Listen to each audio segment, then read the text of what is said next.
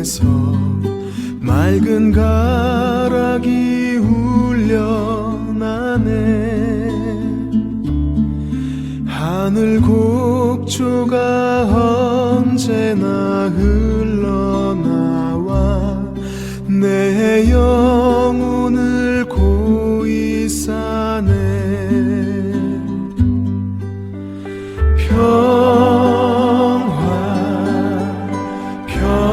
평화로다. 하늘 위에서 내려오네. 그 사랑의 물결이 영원토록 내 영혼을 덮으소서. 내 맘속에 솟아난 이 평화는 깊이 묻힌 보배로다. 나의 보화를 캐내어 가져갈 자 그 누구랴 안심일세.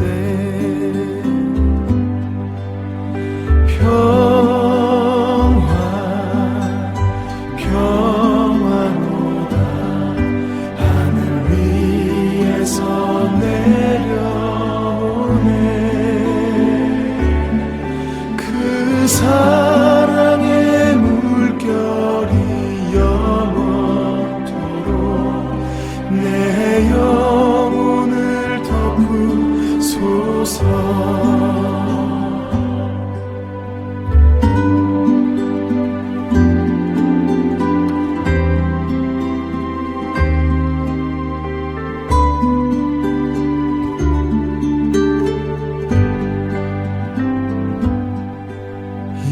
땅 위에 험한 길 가는 동안 참된 평화가 어디 있나.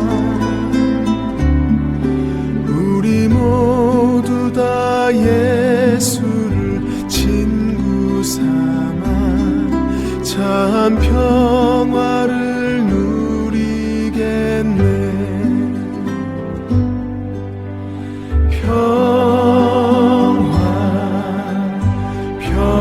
평화로다. 하늘 위에서 내려오네. 그 사랑의 물결이 영원토록 내 영혼을 덮으소서. 그 사랑의 물결이 영원토록 내 영혼을 덮으소서.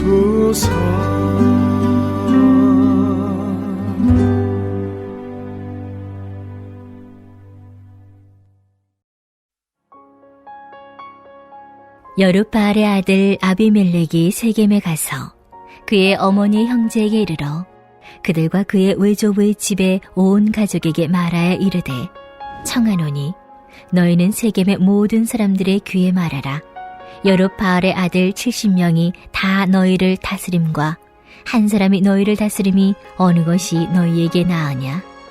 또 나는 너희와 고륙임을 기억하라 하니, 그의 어머니 형제들이 그를 위하여 이 모든 말을 세겜의 모든 사람들의 귀에 말하매 그들의 마음이 아비멜렉에게로 기울어서 이르기를, 그는 우리 형제라 하고 바알 브리 신전에서 은 70개를 내어 그에게 주매 아비멜렉이 그것으로 방탕하고 경박한 사람들을 사서 자기를 따르게 하고 오브라에 있는 그의 아버지의 집으로 가서 여룹바알의 아들 곧 자기 형제 70명을 한 바위 위에서 죽였으되, 다만 여룹바알의 막내 아들 요담은 스스로 숨었으므로 남으니라.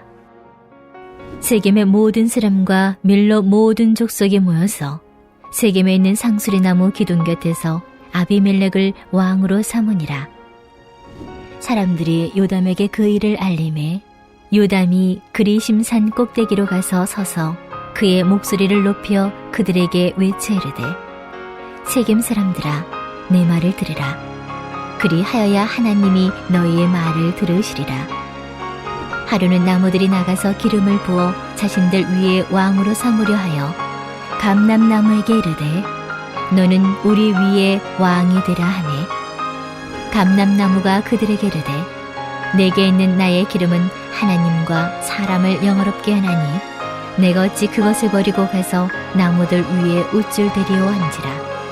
나무들이 또 무화과 나무에게 이르되 너는 와서 우리 위에 왕이 되라 하매 무화과 나무가 그들에게 이르되 나의 단것과 나의 아름다운 열매를 내가 어찌 버리고 가서 나무들 위에 옷줄 대리오 한지라. 나무들이 또 포도나무에게 이르되 너는 와서 우리 위에 왕이 되라 하매 포도나무가 그들에게 이르되 하나님과 사람을 기쁘게 하는 내 포도주를 내가 어찌 버리고 가서 나무들 위에 옷줄 대리오 한지라. 이에 모든 나무가 가시나무에게 이르되 너는 와서 우리 위에 왕이 되라 하매 가시나무가 나무들에게 이르되 만일 너희가 참으로 내게 기름을 부어 너희 위에 왕으로 삼겠거든 와서 내 그늘에 피하라. 그리하지 아니하면 불이 가시나무에서 나와서 레바논의 백향목을 사릴 것이니라 하였느니라. 아멘. 사랑하고 존경하는 전주 안디옥 교회 믿음의 공동체 성도님 여러분, 오늘도 말씀을 묵상하는 삶을 통해 신실하신 하나님의 한량없는 은총을 기대하며 승리하며 누리고 나누는 저 여러분 되시길 소망하며 주 예수님의 이름으로 축복합니다. 축복합니다.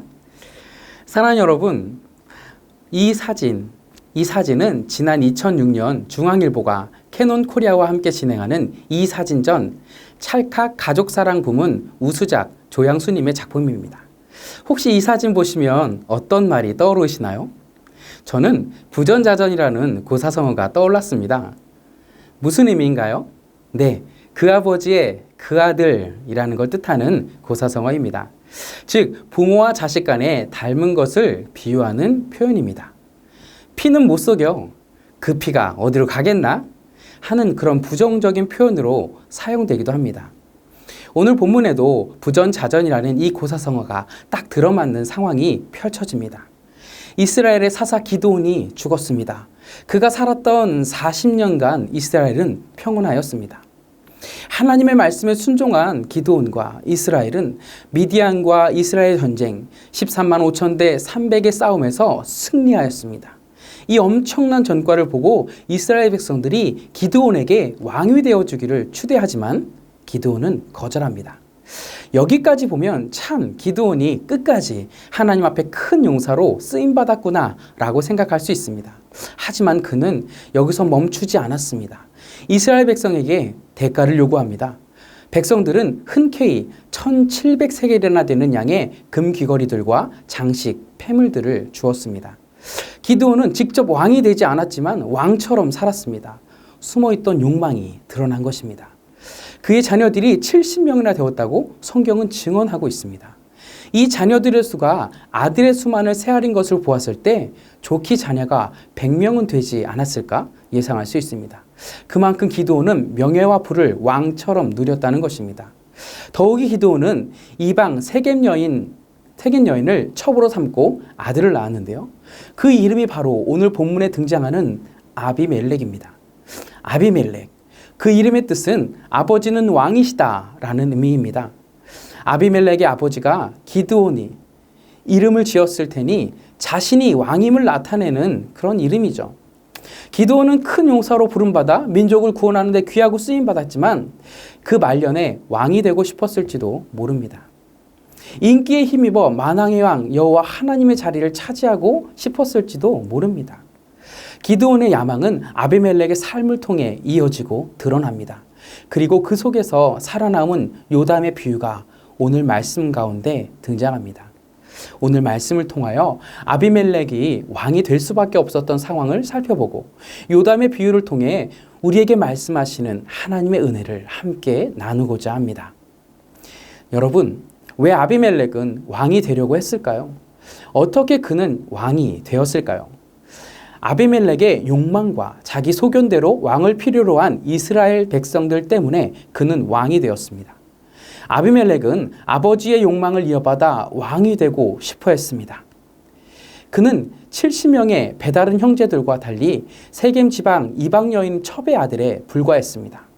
그가 왕이 되기에 이 70명의 형제들은 걸림돌이 되었습니다.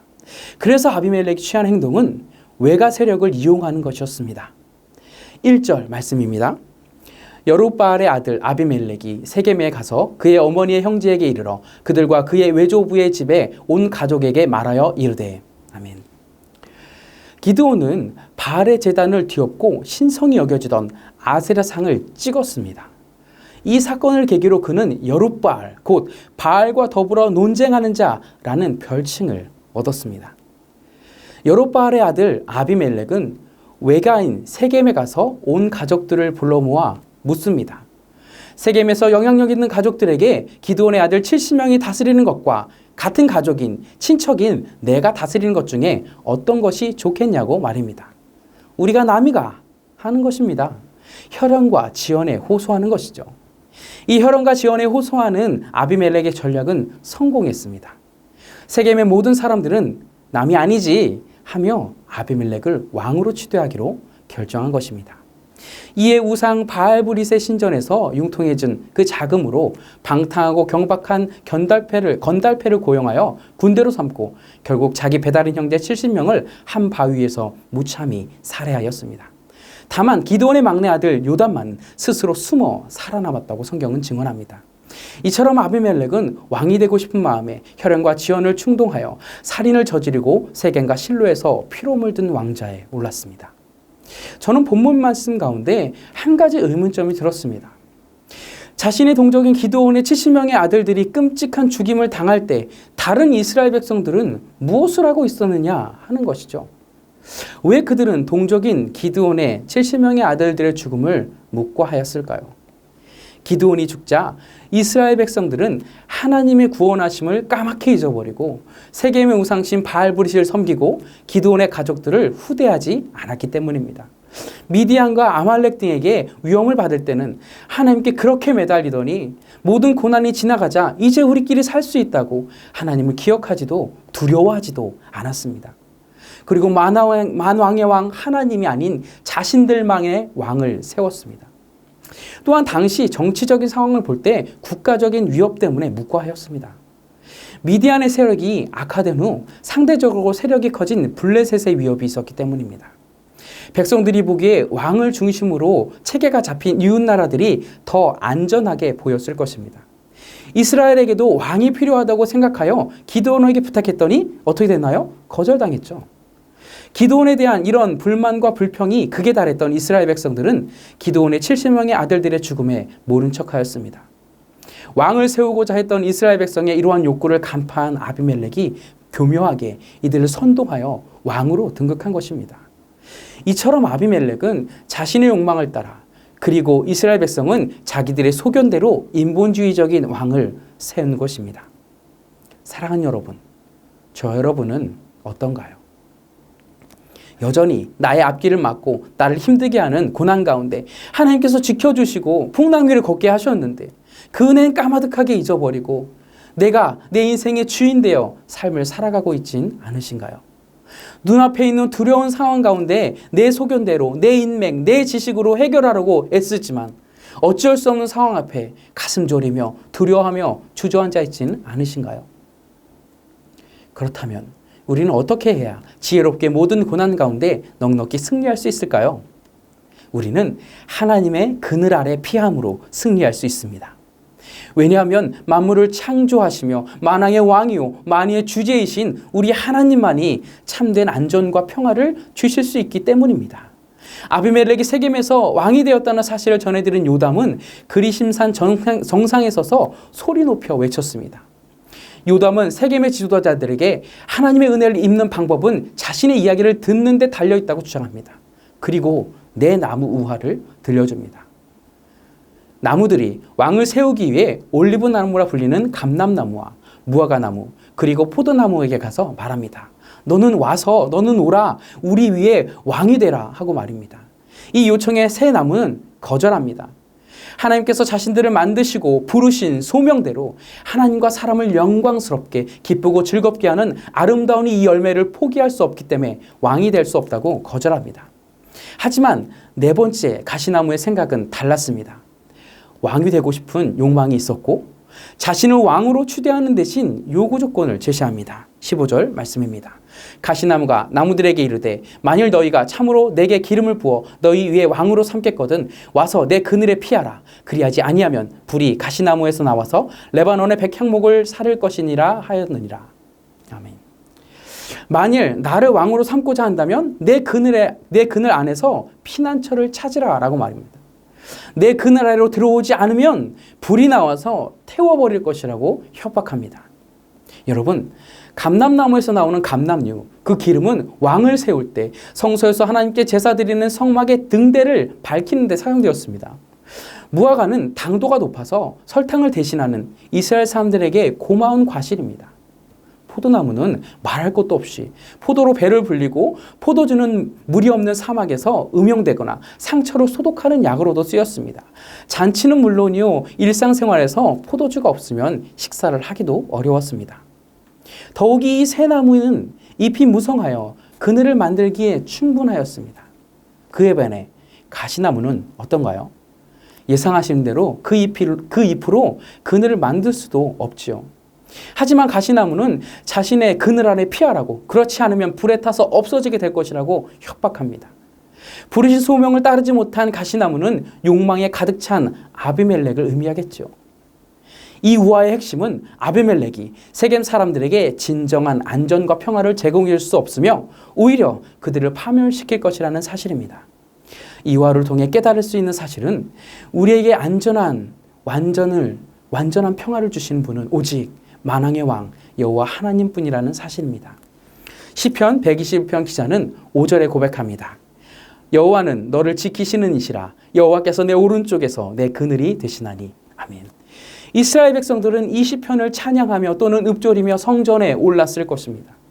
하나님께서 자기 백성인 인생의 순례자들에게 그늘이 되어주신다고 말씀하십니다. 이 사실은 오늘 살아가는 영적 이스라엘 백성인 저와 여러분에게도 동일하게 적용됩니다. 사랑하는 여러분, 우리 여기 여전히 저 여러분을 바라보고 계시며 괜찮다고 위로해 주시고 두 팔 벌려 활짝 안아주시는 하나님의 그늘 아래 그 넓으신 품 안에 안기며 참된 평안을 누리는 저 여러분 되시길 소망합니다. 이렇게 하나님의 그늘 아래 피함으로 승리하는 저 여러분은 어떠한 삶을 살아가야 할까요? 바라고 원하옵기는 하나님께서 우리가 피해야 할 그늘이 되어주셨듯이 저와 여러분도 우리의 자녀들과 다음 세대들에게 피할 수 있는 그늘, 참된 어른이 되어줄 수 있기를 소망합니다. 우리 아이들이 살아내기에 세상은 점점 더 어려워지고 있습니다. 우리 아이들이 코로나로 인해서 더욱 힘들어하고 외로움에 몸부림치고 있습니다. 피해야 할 그늘을 찾을 수 없어서 유리하며 방황하고 있습니다. 마음을 조금이라도 터놓을 수 있는 참된 어른이 없어서 삶의 끈을 놓아버리고 있습니다. 저에게도 그런 시절이 있었습니다. 그래서 아이들을 보면 그렇게 이쁘고 안타까운가 봅니다. 제가 힘들고 어려운 고난의 터널을 지날 때 찾아간 모 교회 담임 목사님이 계십니다. 제 딸의 이름도 지어주셨죠. 무엇보다도 감사한 것은 부족하고 연약한 저에게 영적인 아버지가 참된 그늘, 참된 어른이 되어주셨습니다. 피해야 할 그늘이 되어주는 것은 거창한 일을 하는 것이 아닙니다. 주님 품에 안겨 쉼을 얻길 소망하며 교회로 달려나오는 아이들에게 지어주시는 따뜻한 미소가, 힘내라고 응원해주는 그 한마디의 말이 잘 왔다고 품에 안아줌으로 가능합니다. 가정 가운데 우리 아이들에게 동일하게 그 사랑을 표현하고 격려하며 안아주시기 바랍니다. 사랑하고 존경하는 전주 안디옥교회 믿음의 공동체 성도님 여러분, 아비멜렉은 자신의 욕망을 따라서, 그리고 이스라엘 백성들은 두려움 가운데 자신의 소견대로 왕을 세워 결국 세상 가운데 유리하며 외로워하고 방황하는 백성이 되었습니다. 그들이 피해야 할 그늘은 만왕의 왕이시며 만유의 주제이신 하나님 한 분이신데 그들은 결국 인본주의적인 왕을 세우려 애쓰다 하나님께서 보내신 악한 영에 의해 아비멜렉과 세겜 사람들은 서로를 죽이고 죽이는 비극의 역사를 쓰게 되었습니다. 저 여러분에게 완전한 안전과 평화를 주시는 분은 오직 하나님이신 줄 믿으시길 소망합니다. 우리 오른편에서 그늘이 되심으로 낮에 해가 상하지 못하도록 지켜주시는 하나님이신 줄 믿으시길 소망합니다. 우리 우편에 그늘 되시는 하나님께 피함으로 참된 평화를 누리길 소망합니다. 더 나아가 우리가 누린 그 평화를 품고 우리 다음 세대들에게 피할 수 있는 그늘, 참된 어른이 되는 저 여러분 되시길 소망합니다. 우리 자녀들이 피할 수 있는 그늘이 되어 부전자전에 부정적으로 사용되는 예가 아닌 아름다운 믿음의 부전자전의 믿음으로 하나님께 영광을 올려드리는 저 여러분 되시길 주 예수님의 이름으로 축복합니다. 축복합니다. 이 시간 말씀을 기억하며 기도의 제목 붙들고 합심하여 기도하며 나아가길 소망합니다. 첫 번째, 진정으로 우리가 피해야 할 그늘이 되시는 하나님께 피함으로 허락하신 은혜를 힘입어 우리 자녀와 다음 세대들에게 피해야 할 그늘이 되어주는 참된 어른 그리스도인 되게 하옵소서. 아멘. 두 번째, 코로나의 상황 속에서도 하나님의 그늘을 경험하는 선교사님들, 농어촌 미자리교회 목사님들의 사역과 가정 되게 하시고 우리 아이들과 다음 세대들이 소망이신 주님을 인격적으로 만나고 하나님께 감사와 영광 올려드리는 교육위원회 여름 사역이 되게 하옵소서. 우리 마음 모아 합심하여 간절히 기도하며 나아갑니다.